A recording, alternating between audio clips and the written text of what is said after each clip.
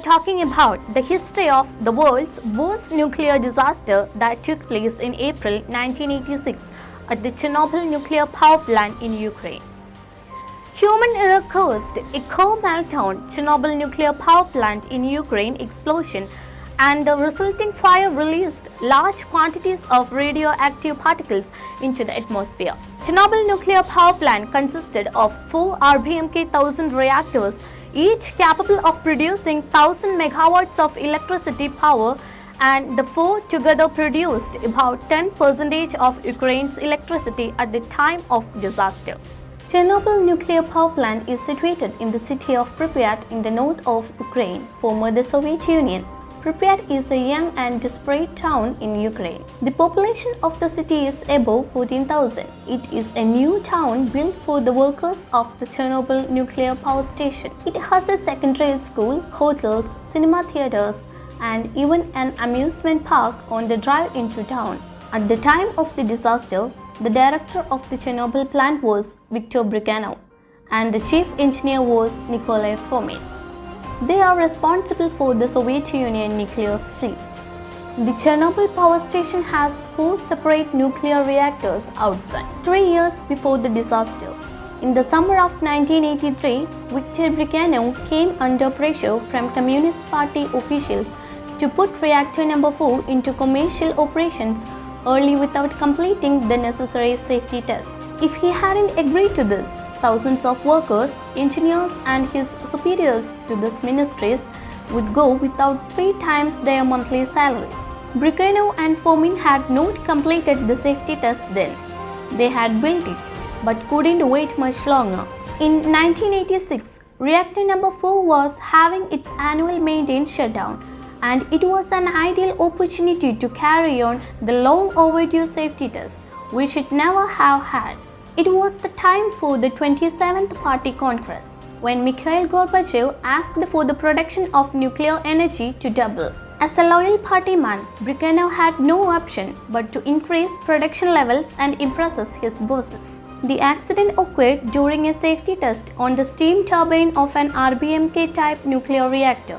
The test was to be conducted during the day shift of 25th April 1986 as part of the scheduled reactor shutdown.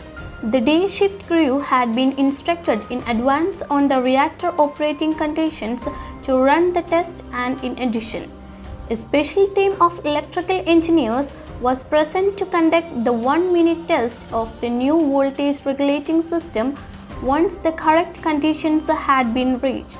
As planned, a gradual reduction in output of the power unit began at 1 o'clock on 25th April, and the power level had reached 50% of its nominal 3200 megawatt thermal level by the beginning of the day shift.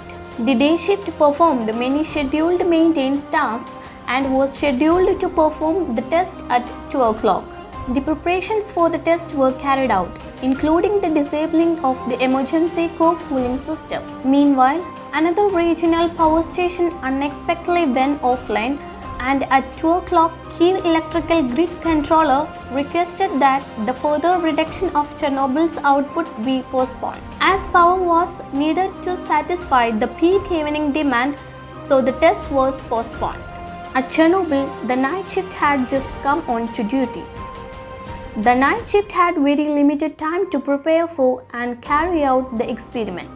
Anatoly Dyatlov, a newly promoted deputy chief engineer of the entire Chernobyl nuclear power plant, was present to supervise and direct the test as one of its chief authority and the highest ranking individual present. Unit shift supervisor Alexander Akimov was in charge of the Unit 4 night shift, and Leonid Cheptanov was the senior reactor control engineer responsible for the reactor's operational regimen, including the movement of the controller. 25-year-old Cheptanov had worked independently as a senior engineer for approximately 3 months. There has been a 10-hour delay in the test by then. The scheduled test plan called for a gradual decrease in the reactor's power to the thermal level of 700 to 1000 megawatt, and the power is reduced for the test. The reactor's power is moving the regulators up and down. Teptanov started to lower the control rods into the core, and the power levels began to fall. In the control room, Teptanov made a mistake setting the control rods. The power level was falling too low to carry up the safety test. It was almost like a complete shutdown, and the reactor number 4 was getting extremely unsuitable when operating at low power. Teptanov needed to raise the power levels as quickly as possible. He shared his concern with Dyatlov, but Dyatlov had to please his superiors to get his promotion, so he orders the test to continue. Akimov and Teptanov's opinion that it would be too risky as the power level was too low, and the test should be abandoned. But the Dyatlov said he will take the responsibility, and he orders Teptanov to raise the controller. By then, Teptanov had removed enough rods to increase output levels of the reactor number 4, and the output level of 20% was required to carry out the safety test. For that, they needed to raise more rods. But doing so would disable the automatic shutdown mechanism designed to prevent the reactor from going to meltdown. Teptanov was too worried about this and said it was too dangerous. But Dyatlov firmly ordered to carry on with the test. The power was raised automatically. 36 seconds after the beginning of the test, Akimov presses the emergency panic button for the immediate shutdown of the reactor. But by then it was too late, and at 1:23 am on April 26, the chain reaction in the core went out of control. There was no enough time to stop the chain reaction in 4 seconds after which it reaches 100 times no more power level. With no more coolant, the fuel heated up and turned molten. The standing graphite rods in the reactor ignited into a very hot graphite fire that began spewing bits of the radioactive fuel into the open air. In the control room, the powers went off and the lights go out. There is a panic confusion, but they had little or no idea of the disaster. When the trainee operators finally get into the reactor room and they can't believe their eyes, they quickly realize the danger they're in. But by then it was too late. By the time the explosion at the reactor core was identified, the nuclear reactor at Chernobyl had fallen into a nuclear catastrophe. Akimov and Teptanov alert the other operators in the station to stop the spread of the fire into the other reactors.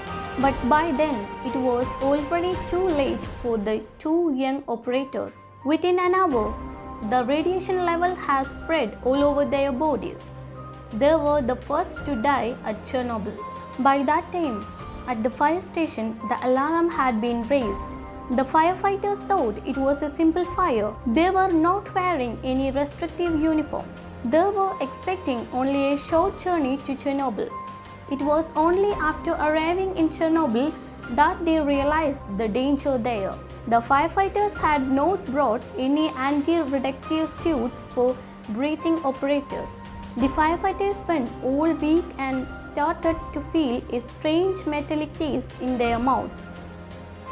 On the night of the explosion, only 2 people died.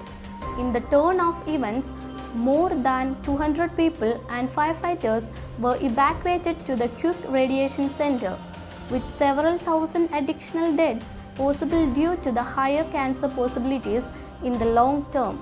The city of Pripyat, which is about 3 kilometers from the Chernobyl nuclear power plant, was completely evacuated within 3 hours on April 27. Today, Pripyat is a ghost town. 36 years after the disaster, the remnants of the disaster are still there. The smoking reactor has been releasing millions of radioactivities in atmosphere. The radiation was still felt in Pripyat empty apartments. Even now, many years after the Chernobyl disaster, the city of Pripyat still has risk in radiation. Chernobyl is considered the worst nuclear disaster in history of both in terms of cost and casualties. It is considered as the humanity's final warning to nuclear power.